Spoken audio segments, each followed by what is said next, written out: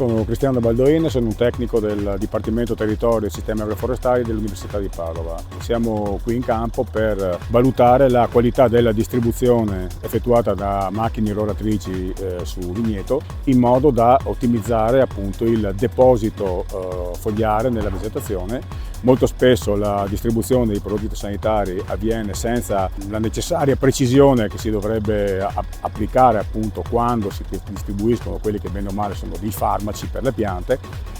Quella che vediamo è una tecnica di analisi di un tracciante fluorescente distribuito dalla macchina in soluzione, la quale attraverso una tecnica fluorimetrica permette di visualizzare e di quantificare la copertura del prodotto raggiunta su ogni singola foglia.